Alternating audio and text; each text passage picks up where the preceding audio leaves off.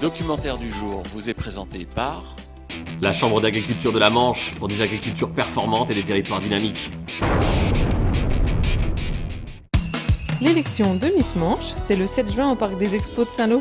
Réservation 02 33 57 77 77. Vous avez aimé un reportage?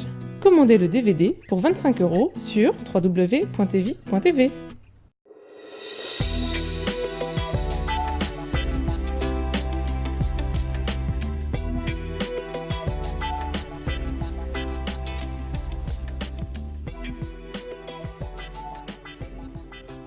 Alors un rendez-vous bout de champ, c'est des rencontres entre agriculteurs. C'est l'idée de se faire rencontrer les agriculteurs et qui témoignent de leur expérience. Il a été décidé de faire ça sur des fermes en agriculture biologique puisqu'on traite de thèmes spécifiques, des techniques innovantes qui sont pratiquées souvent par des éleveurs et des agriculteurs en agriculture biologique. Où était situé le corps de ferme avant, on ne pouvait pas s'agrandir, on ne pouvait pas construire parce qu'on était dans le périmètre sensible. Et à force, j'ai un gendre qui est revenu sur la ferme avec moi.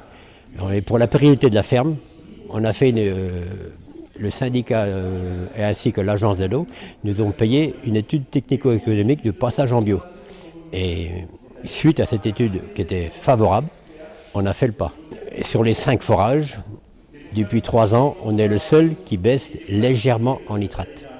Les autres n'augmentent presque pas, les autres sont presque stables. Nous, on est le seul à avoir fait une tendance à la baisse. Pour nos partenaires, parce qu'on a fait un bâtiment, on a été aidé par le conseil général, et puis c'est le conseil régional, et puis l'agence de l'eau, et l'État. Et ils sont très contents de cet objectif qui est pour la pérennité des captages. Donc nous étions reçus par le GAEC de Haute-Folie et ses associés pour parler de prairies, de choix d'espèces et de prairies multi-espèces, qui sont des techniques malgré tout assez pointues en termes de gestion de l'herbe. Je dis toujours, il est toujours assez facile de faire un hectare de maïs, mais cultiver, et c'est bien le mot cultiver de l'herbe, ça nécessite vraiment des compétences. Le séchage en grange aujourd'hui permet, sous notre climat un peu normand et un peu pluvieux, de récolter du foin début mai par exemple, et également au mois d'octobre. Donc on allonge cette période de récolte, puisqu'ici le fourrage distribué et le fourrage stocké est exclusivement du foin.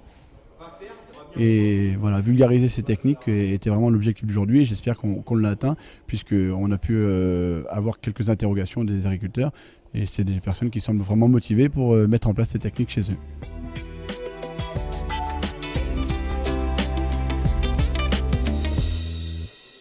Le documentaire du jour vous a été présenté par La Chambre d'agriculture de la Manche pour des agricultures performantes et des territoires dynamiques.